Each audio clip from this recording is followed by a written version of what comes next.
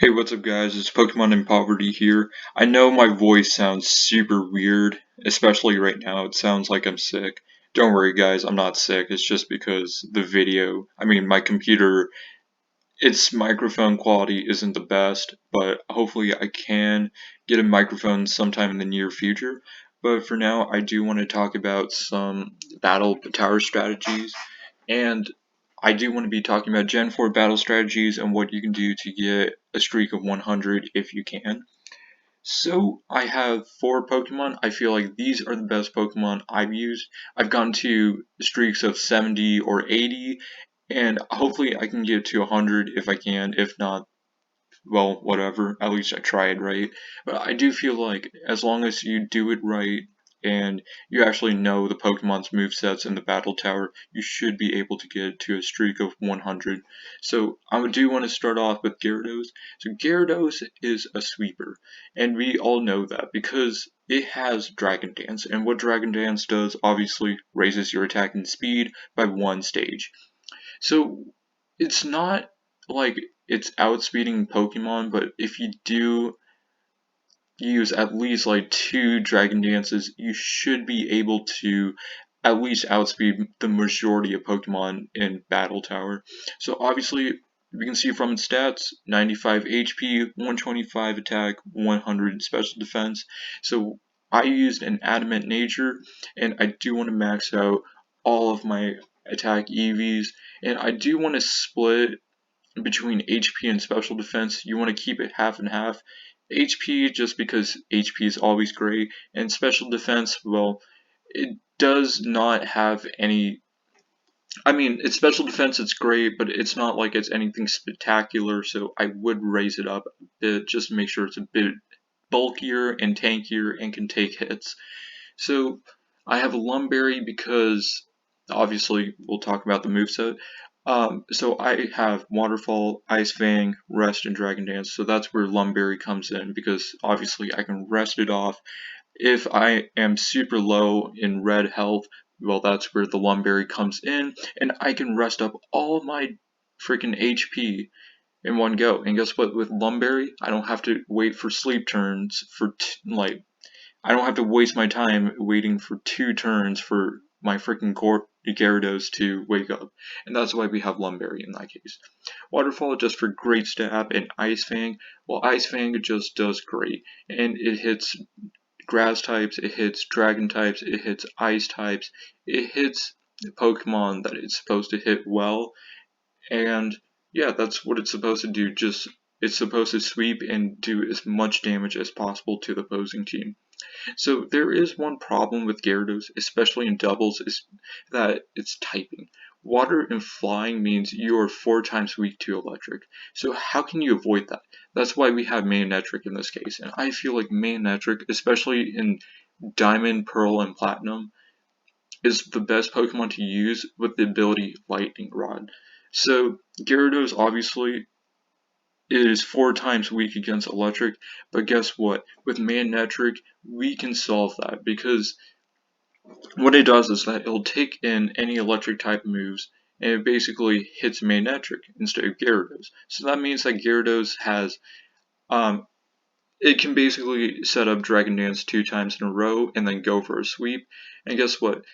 Especially with our moveset, especially with Protect. And Protect is huge because if I see any electric types or any sort of electric moves incoming, that's why we use Protect. So that means the opposing Pokemon is wasting all its turns on Magnetric when it's using Protect when it could have hit Gyarados with like, I don't know, some other type. And guess what? We have Focus Sash just because take a look at those stats. 60 on the defense, special defense, we're not surviving that many hits.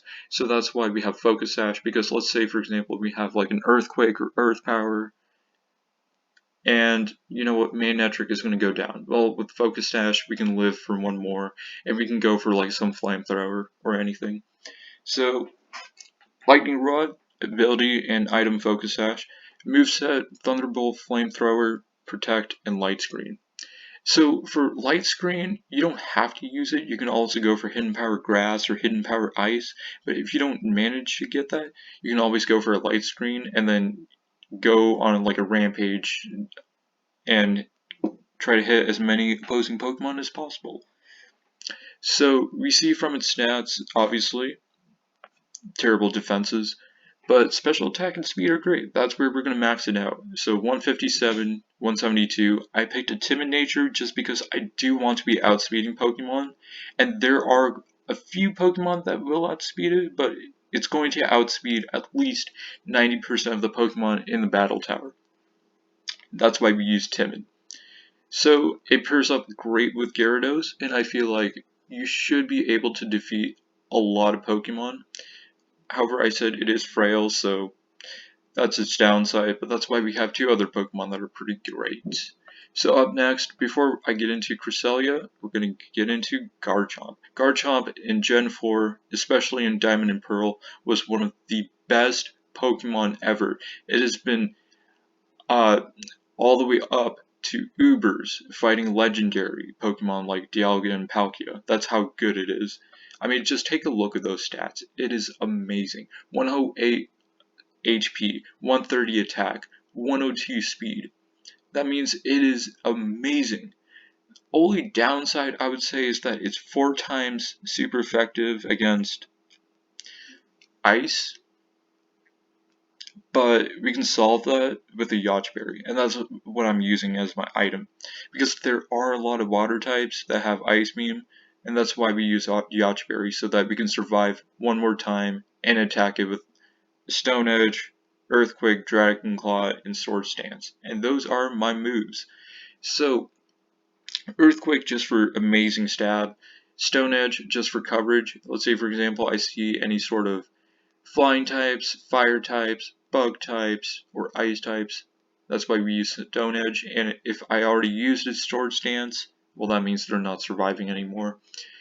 I would not go for Outrage. I would say Dragon Claw is the best option because what Dragon Claw does is that even though it deals less damage, it does mean that I can hit any Pokemon I want to. With Outrage, it does pose some risk because not only am I getting confused, I'm not hitting the right Pokemon. It randomizes it, and that's a problem, especially in doubles. You can't be randomizing who I'm supposed to be hitting because that can literally break anyone's win streak right there.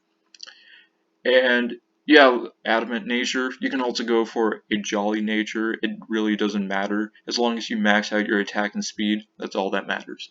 The last Pokemon, Cresselia.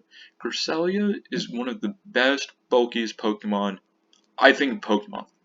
It is so good at what it does. It's only a psychic type, meaning that it's only getting, I mean, the only way you're going to damage it is through bug types, ghost types, and dark types.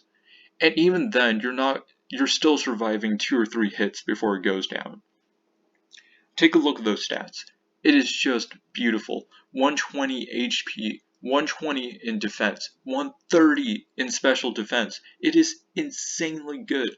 So here's my EV spread. I would max out my HP, defense.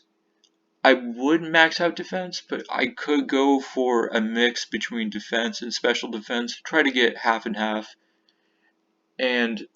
But preferably I would max out defense because take a look at the moves we have: Calm Mind, Shadow Ball, Psychic, and Moonlight. So with Calm Mind, I can survive almost any special attack move in the game. If I mean, without critical hits, it is absolutely phenomenal what Cresselia can do. It can survive 6 or 7 hits from Pokemon, and it still does not go down. Heck, it could take 20 hits, and that's why we have Moonlight, because it can heal and heal and heal, and with leftovers, it's an absolute pain to kill Cresselia. So, like I said before, Calm Mind, Shadow Ball, Psychic, and Moonlight, we do want to be using attacking type moves because there are a lot of psychic types and ghost types that we need to hit, especially we need some, we need to deal somewhat good damage.